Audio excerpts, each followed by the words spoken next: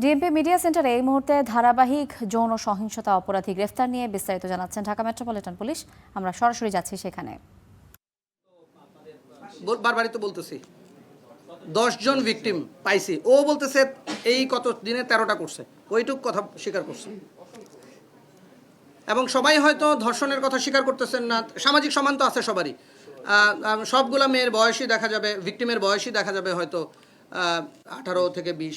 একটা ভিকটিমের ক্ষেত্রে আমরা ডিফারেন্ট প্যাটার্ন পাইছি, সেটা সবগুলাতে এরকম ফুফাতো ভাই চাচাতো ভাই সেজে এবং কথা বলে যখন মেলি টোনে কথা বলে। তো আমরা এখন পর্যন্ত এটা আবিষ্কার করতে পারি না মেয়েটাকে সে অ্যাপস ব্যবহার করে গলা ব্যবহার করে নাকি কোনো মেয়ে তার ইয়াতে মানে তার অ্যাসোসিয়েট কোনো মেয়ে আছে কিনা।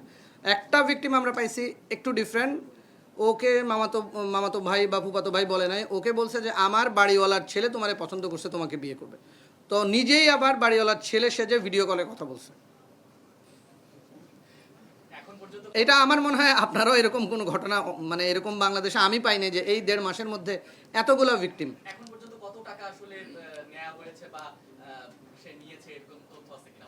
না, এখন কমপ্লিট আমরা করি না, আমরা তো তদন্ত চালা যাচ্ছে। এখন তাকে যেহেতু আমরা হাজতে প্রেরণ করা লাগছে, এই জন্য আপনাদেরকে একটু জানিয়ে রাখলাম। আর আমরা মনে হয় আপনাদের মাধ্যমে সারা ঢাকায় তার মাধ্যমে যদি কেউ শিকার হন, প্রতারণার শিকার হন, এইটা একটু অ্যালার্ট করা আর কি, সবাইকে সচেতন করা।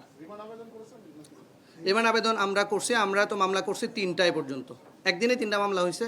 প্রথম মামলার পরে বাকিগুলো তো আমরা সৌনেরেশ দেখায় রিমান্ড আনবো আর কি। আস্তে আস্তে আমরা তার সাথে কথা বলবো, আরও লম্বা সময় কথা বলবো, কারণ আমাদের অনেক প্রশ্ন জানা বাকি আছে।